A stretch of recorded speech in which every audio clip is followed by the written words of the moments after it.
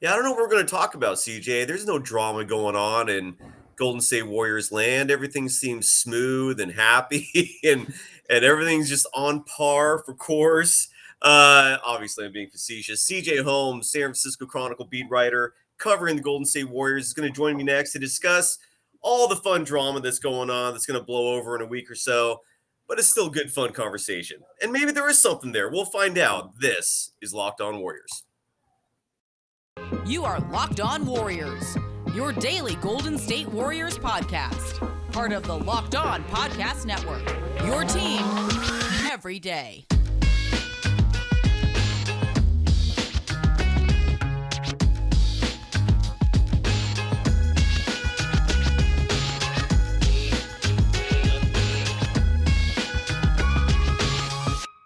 Thank you for making Locked On Warriors your first listen every day. We are free and available wherever you get podcasts. Today's episode is brought to you by BetOnline.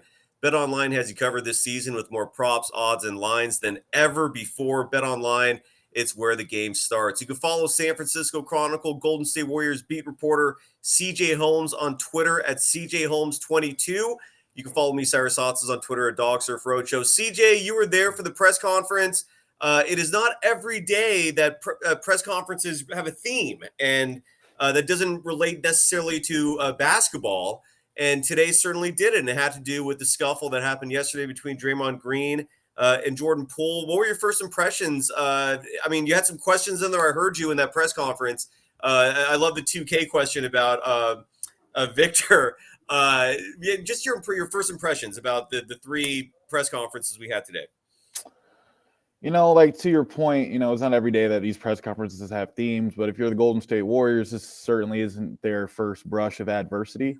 Yeah. Obviously they weren't able to get out in front of this thing, but, Bob Myers, Steve Kerr, Stephen Curry, I think they did a good job stepping to the podium, explaining their perspective of what happened and, addressing the situation responsibly. I think the biggest takeaway from all this is that, a lot of this was just, simply the heat of competition between Draymond Green and Jordan Poole, and that isn't exactly, any ill will, bad blood between the two. And it was just one of those things where, guys were competing and things just got out of hand a little bit. Now, should Draymond have striked Jordan? Absolutely not. That's not what you want to do to your teammates, and he's going to be punished accordingly.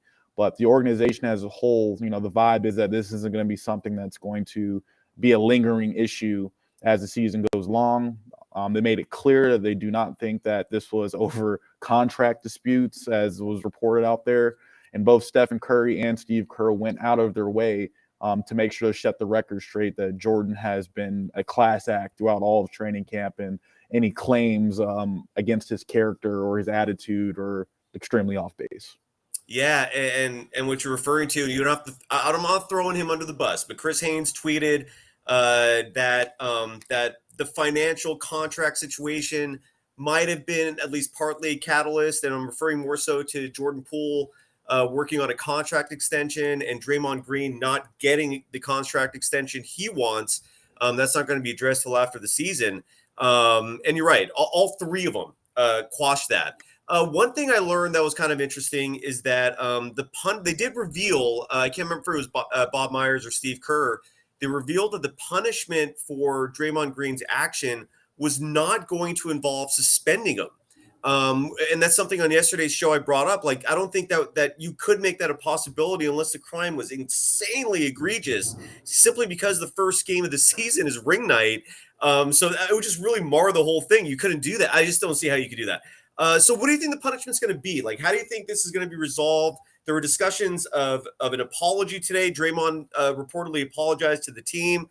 But how do you think this is going to get rectified? Like, they keep saying internally. Like, what do you think is going to be the discipline that's handed out, if anything? I mean, who knows?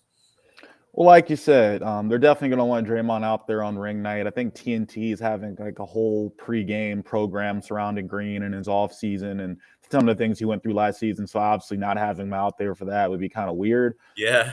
But, kind of like you said, like the punishment has to fit the crime. And because Draymond took a shot at Jordan, he's going to be punished for that. But at the end of the day, I don't think anyone in the organization thinks that this situation is that deep. Obviously Bob Myers said that he doesn't anticipate Green to miss any games over this. So, Draymond Green didn't practice today. Tomorrow the Warriors are off, and they expect him back in the practice facility on Saturday morning to get set for Sunday's preseason game against the Lakers.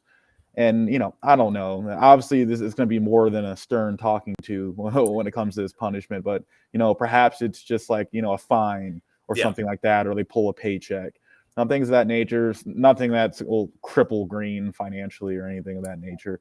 But, one thing that I think really struck today is both Bob and Steve and Steph, they all said that, this isn't their first rodeo when it comes to adversity on this team. Certainly isn't their first rodeo when it comes to adversity surrounding Draymond Green. But one thing they said that he does a good job of is when he does have flare-ups, when these things do happen, he does a good job of making things right again and coming back and being apologetic. Bob said that Green was at the practice facility this morning. Although he didn't practice, he was at the facility this morning. He apologized to Jordan and the team, and now he's going to have the space to, cool off, get his mind right, and come back ready to work on Saturday. Do you know what day Draymond's podcast comes out? I forgot. I thought it was Wednesdays, but I could be wrong about that. Do you know? Yeah. Usually it's like today, actually, I think Thursdays. Today's Thursday. So I bring that up because that is a highly anticipated episode. I mean, he might shatter some numbers there because I'm sure we all want to hear what he has to say.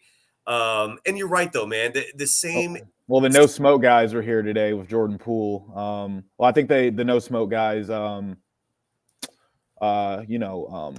Steven Jackson, Matt Barnes. Correct. I believe they interviewed Bob Myers this morning, and you could see them on the practice court after practice hanging around Jordan Poole. So I don't know what they're cooking up. And also believe that Draymond's supposed to appear on The Shop tomorrow morning. So, we played a clip of that yesterday. Fascinating, but that already happened. So I mean, that's in the past. So, yeah. Crazy. I love those guys, man. I love Matt Barnes. I hope to have him on this show at some point soon. Same with Steven Jackson. Yeah, that podcast or YouTube show, whatever you call it, is incredible. So I guess we'll get some perspective from Jordan Poole there. Again, Draymond has his podcast, and neither of them were available for the press conference today. Stephen Curry was. Yeah, I mean, did anything surprise you today? I mean, like I said, and I definitely want to ask you questions about Japan in just a moment because you went with the team there. That must have been awesome. I also want to talk about Klay Thompson because he's not going to play Sunday. But given everything, was there any surprises? I mean, I wasn't surprised at all. I mean, I guess the only thing I was a little surprised about was them clearing the air about the fact that the fight had nothing to do with the contract situations, right? Myers was a little more, I say, pragmatic about it and candid about it in the sense that he's like, well, at least that's what they told me. Like, that's the best I could tell you. That's what I feel. He was pretty straight about it. He's like, I don't know 100% if that wasn't the case. But then Kerr and Curry both came out and said no. Any surprises to you? Or was this really just what you expected? Pretty much what I expected. A lot of blanket statements. Yeah. A lot of we're going to keep things internal. And that's kind of the thing about this. Obviously guys don't get, hit in the face or in the upper area forcefully very often at NBA practices, but muck ups, scraps. I mean, it's sports. It's a spirit of competition, and typically things like this don't get out to the public, right? So it's just something like they're just trying to sweep under the rug. They addressed it. 2 weeks from now, we probably won't be talking about it anymore, and they're going to go from there and go out here and try to win another championship. Absolutely, I totally agree with you, man. One thing that really surprised me when Hall of Famer Rick Barry was on this show, technically we recorded that this morning. I'm going to be calling this a Friday show. Is when I asked him, like, is this commonplace? I mean, granted, look, he played like 30 something years ago, or even longer, but I don't think locker room mentalities and behaviors have changed that much. I mean, there's still men with testosterone, and sometimes it gets out of control. But what he told me that was really eye-opening is that he said he's never seen a punch thrown in practice. You played for Auburn.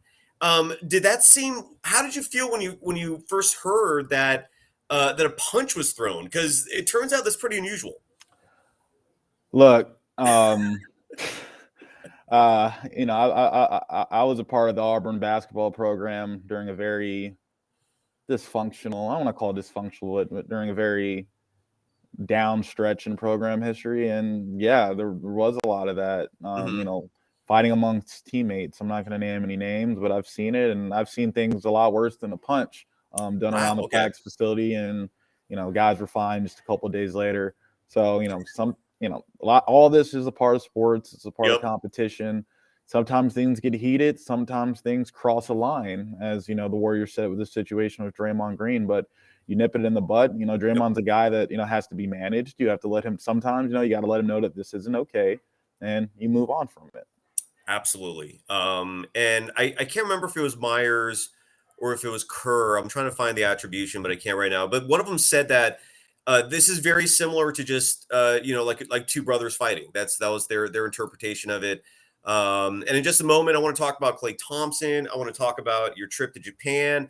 And I want to ask about if you've heard anything about Jordan Poole's contract extension, because speculation and some reports coming out are saying they are working on that.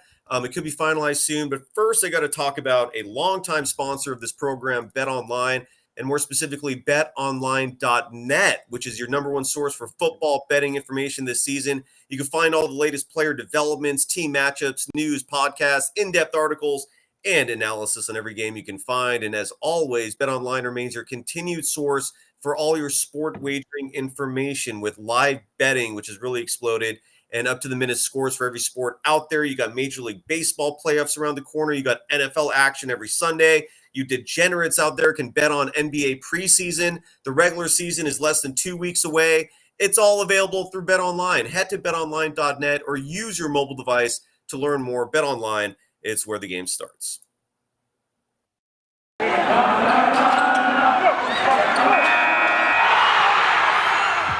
are Locked On Warriors, your daily Golden State Warriors podcast. Part of the Locked On Podcast Network, your team every day. Thanks again for making Locked On Warriors your first listen every day. Make sure you check out the Ultimate Pro Basketball Preview starting October 10th. It's a 6-episode extravaganza to get you ready for the NBA season. The local team experts and the NBA insiders of the Locked On Podcast Network and Odyssey all combining into one ultimate NBA preview. It starts October 10th next week. Search for Ultimate Pro Basketball Preview 2022 on your Odyssey app, YouTube, or wherever you get your podcasts. You can follow San Francisco Chronicle Golden State Warriors beat reporter CJ Holmes on Twitter at CJHolmes22. He appreciates retweets a lot more than likes. I totally get it. I'm with him. You can follow me on Twitter at DogSurfRoadshow. Oh, any updates on Jordan Poole and his contract extension? I'm guessing the Warriors want to do it now because if he has a season better than last year, he's probably going to get a max offer from a team that'll force the Warriors to match that. They probably want to bring that number down a little bit, at least on an annual level. What have you heard, and what are your thoughts on Jordan Poole's extension talks? I haven't heard much on that front, to be completely transparent. Bob said today that those negotiations have begun and, those talks are ongoing.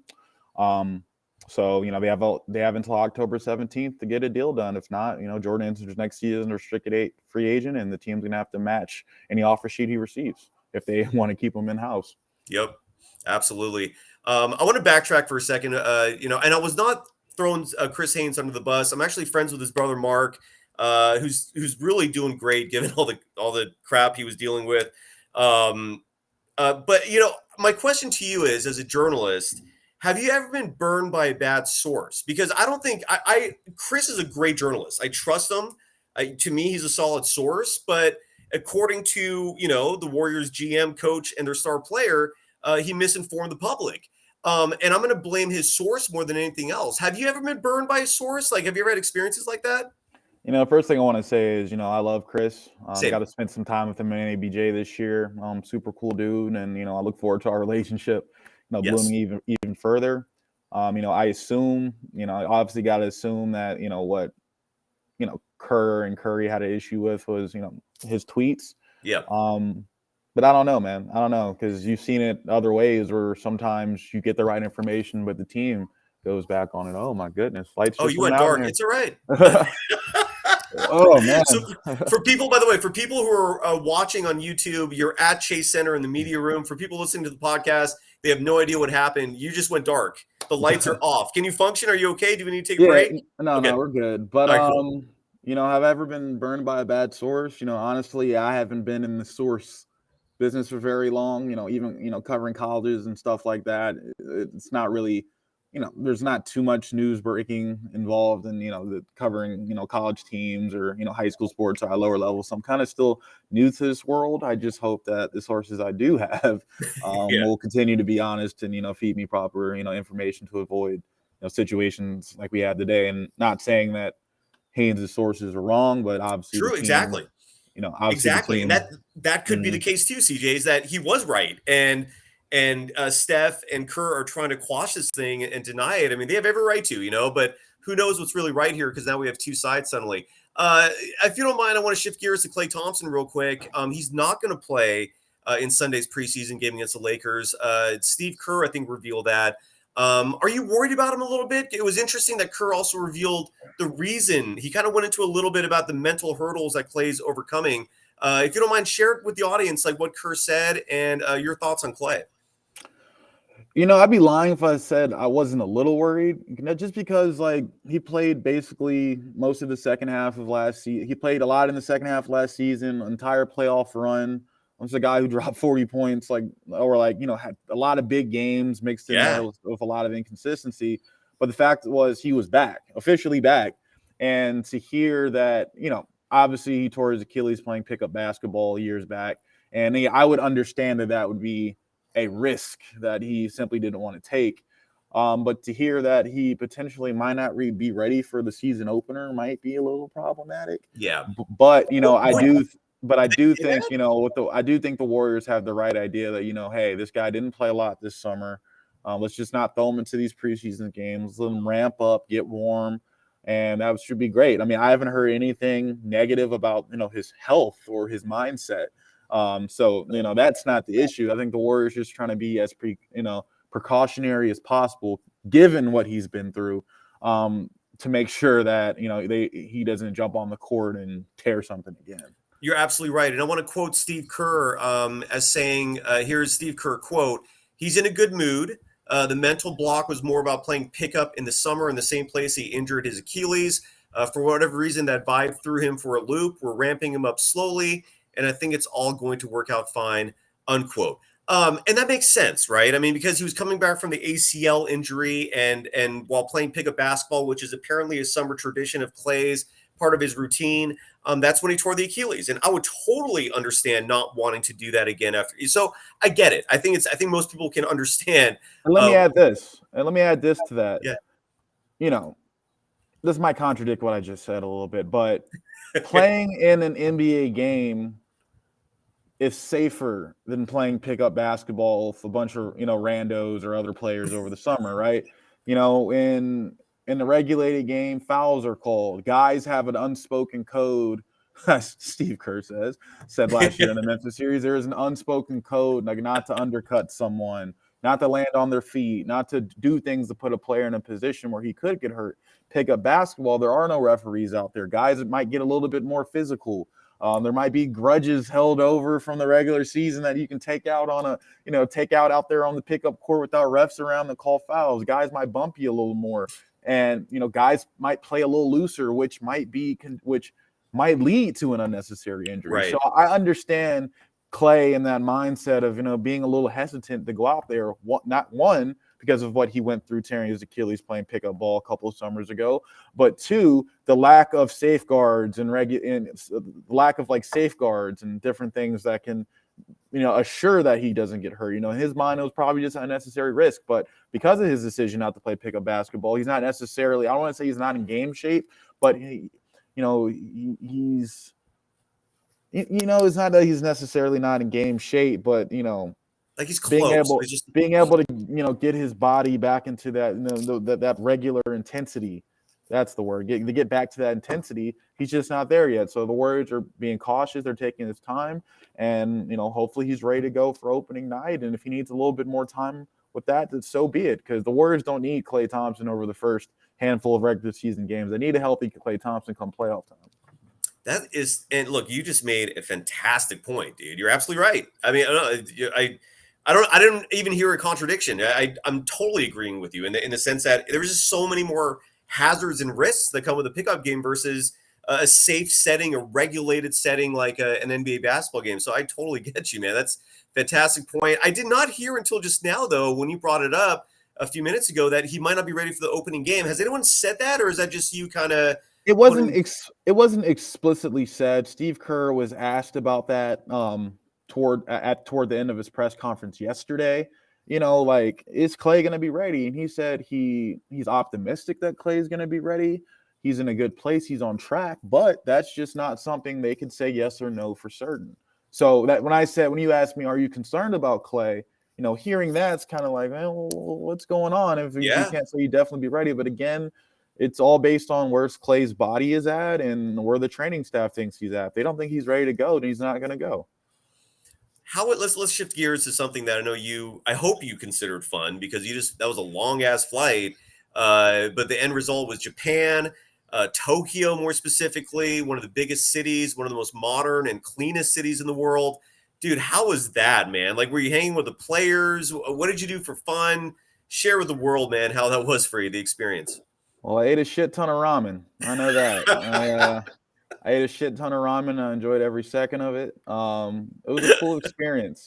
Getting to be in Tokyo, getting to explore a little bit around there. It was busy. The Warriors had a pretty tight schedule, a lot of time on buses, a lot of community events and stuff like that, back and forth from Saitama Super Arena. But it was a great experience. I even got to spend an afternoon with Klay Thompson, Ryan Rollins, and Patrick Baldwin Jr. That story's up now if you want to check it out. Hell yeah. But it was, shameless plug. But plug away, man, please. Yeah, absolutely. But overall, it was a really good experience. I wish we had maybe like one more day of just nothing to, no community events, no games, and no practices, just to being able to see a lot of the things that Tokyo had to offer. But hey, at the end of the day, just like for them, it was a business trip. I was there to do work, and hopefully my passport's renewed now, and like hopefully maybe sometime in the next couple of years I can take a little trip there and see everything that Japan has to offer. Oh, that's right. I remember that. Now, the last time you were on here, you were having to renew it, which can be a pain in the ass. It can be easy. I guess it depends. Is the sushi as good as they say it is? I mean, you said you just ate, what load of ramen. Like, is it amazing ramen? Like the best you've ever had? How's the sushi?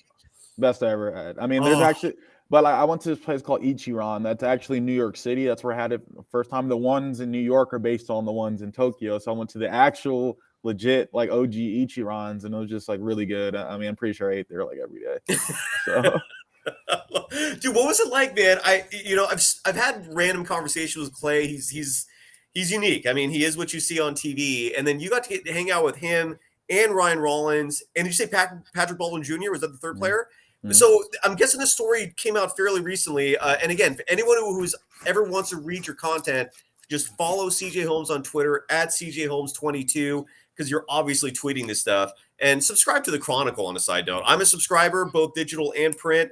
What did you learn? Did you learn anything new? I mean, because people are like, their eyes are open about Patrick Baldwin Jr., but Ryan Rollins looks good. I mean, Klay, everyone knows.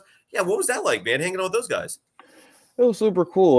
We left the hotel. At first, it was just, we were all supposed to ride together, but the rookies were talking about we're going to go get some food. And then when the Uber got here, they were nowhere to be found. So me, Klay, and his mother, Julie, jumped in an Uber as we made our way over to like the Ginza shopping district. And it was super cool just getting to like pick his brain and get to know him a little bit. He told me that he was familiar with my work, which, meant a lot, considering, the fact that, you cover these guys every day, and sometimes you don't hear shit like that all the time. But excuse my language. But it's all right, man. It's all right. That was cool. But like you said, Klay is Klay. Just kind of just like jumps from topic to topic. Yes. Really sarcastic, makes a lot of jokes. Kind of really laid back. I had a fantastic time talking to his mom and getting to know her. It was really cool seeing the three of them, out there at the Shibuya crossing. Signing autographs and taking pictures. And I guess the coolest part of all is we went over to this high-end clothing store, and the rookies were shopping around for a little bit. Klay was shopping around, and when it came time to check out, Klay picked up the entire bill. Just picked up the bill, man. It was over, I think, $2,400 US, But Jesus. without thinking twice, when you got that NBA money. But it was super cool to see Klay connecting with the rookies and doing that for them and building those relationships. And it was kind of, in a way, it was like the old guard kind of ushering in the new. The rookies are a little quiet. They were fun to talk to. They were a little bit quiet, but seems like they both have really good heads on their shoulders, and I'm excited to see what they can do at the pro level. Yeah, I talked to Patrick Baldwin Jr. for a little while on media day, and he seems like a super chill, nice kid. Mm-hmm. What is your impression of the rookies, especially Patrick Baldwin Jr.? I'd love to get your impression, your perspective. What do you think about him, man? It's only 2 games, but so far so damn good. I think Pat's gonna have a chance. His big thing is oh man, sorry, hiccups. His big thing is that there's huge question marks about him coming in there because he only played 11 games last season. Wisconsin, Milwaukee. Yeah. In those 11 games, he wasn't necessarily played his best ball, even though he did show flashes. Didn't know if those struggles were results of his ankle injury or something worse, or the constant attention and he got from opposing defenses. But one thing for certain about Baldwin is he has the tools. He has the tools, man. Like 6'10", can shoot that thing. His beautiful form, high basketball IQ, and you saw a lot of that in the first 2 preseason games. I mean, the jumper looks amazing.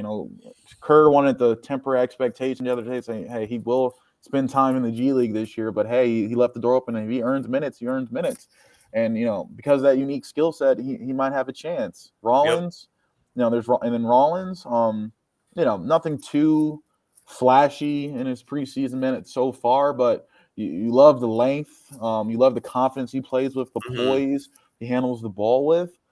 And, he's another guy that's going to spend a lot of time in Santa Cruz this season, but you could definitely see why the Warriors are willing to take a chance on him. He's aggressive. He hunts that mid-range shot. You look at that length, and you can tell that he has a lot of high upside as a defender. And the guy's just uber confident. That's one thing that some of the vets even said about early practice. He's like, the kid's just confident, and you can see why the Warriors spoke so highly of him as a second round pick. And he's a guy that you could see, maybe in years down the line being a major factor off the bench for this team. Absolutely, man. And just wrapping things up here. I was going to ask, I'll just ask anyways. What are your thoughts? I mean, it's year 2. Wiseman, Moody, Kuminga. So much rides on them. I mean, it really does. What's your impression in year 2 so far? I know it's been short. We've only had a week of training camp so far, but what's your early impression on these 3 youngsters that really are going to have a huge impact this year? I think it'd be weird to say otherwise. Your thoughts? No, Moody's been fantastic. He's probably been the talk of training camp in terms of the young guys. People just can't stop talking about Moses Moody, man. As you saw in Japan, he was the acting 6th man when Jordan Poole's inserted to the lineup, which one can assume that means he'll be probably the 7th man. That's interesting. And that's insane for him to go from a guy who barely played last year all the way up to 7th man. I think that really speaks to his work ethic and the progress he's made this summer, and the trust, above all, the trust he's been able to build with head coach Steve Kerr. Kuminga offensively, I've kind of been waiting to see a little bit more during the preseason, but it is early. Yeah. And I should have wrote this the other night, I kind of just focused too much on his offense. But after going back and watching the games and stuff, although, his offense, I would like to see a little bit more aggressiveness out of him. Defensively, I mean, he was giving guys fits. He was giving the Wizards fits out there. And, his path to significant minutes is going to start at the defensive end. So, if all the offensive threats the Warriors have, his path to minutes is going to start at the defensive end. And I'm happy to see him sort of embracing that in the preseason so far. And James, he had an incredible preseason debut. He was the best player on the floor in that first game against the Wizards. And although the second game, he kind of took a small step back with that offensive production, there's a little bit more mistakes, dropping the basketball. Yeah. He kept his head high and kept playing. And, and eventually he was able to pick it up. And I think that's very important for a guy like that with so much pressure on him when he does have those mistakes to not hang his head and stay in the game. And if he can keep that mindset, throughout this regular season, then he should take some significant strides. Absolutely, man. And again, when Jordan Poole gets that new swimming pool installed, the goat pool, I can't wait for you to tell us how those pool parties are really going to be, man. That's exciting. I'm kidding. Obviously, that's like a big story going around. Yeah, there was no argument about Jordan Poole's new pool being installed, but like that's one of those butt crack, whatever those are called. One of the funniest things about that came out of this whole Jordan Poole, Draymond Green situation were the memes and the fake news stories. I mean, I had a great time reading those and just getting a good laugh last night. So. Yeah, absolutely. I saw like one person say like the biggest punishment for Draymond should be having Poole on his podcast for an hour and just saying nothing and just letting Poole do the whole show. And yeah, there's some good stuff out there. And your stuff is amazing. I really encourage people to read it. I love even like your recaps are really good, man. You've been doing these training camp recaps, and there's a lot of little nuggets, dude. But the fact that you brought up the Moses Moody is the next man in line after Jordan Poole, that's fascinating. I did not think of that until just now, and that shows how he's doing as a player, man. Kurt trusts him. That's impressive. Anything else you want to add? Are we good? I mean, look, you can follow CJ Holmes on Twitter at CJHolmes22. Subscribe to the San Francisco Chronicle. That's where your content is published as a beat reporter covering the Golden State Warriors for the San Francisco Chronicle. Anything else? Have we forgotten anything? Are we good? What do you think? Hey, just as usual, retweets, not likes. Thanks, man. Thanks, everyone. Later.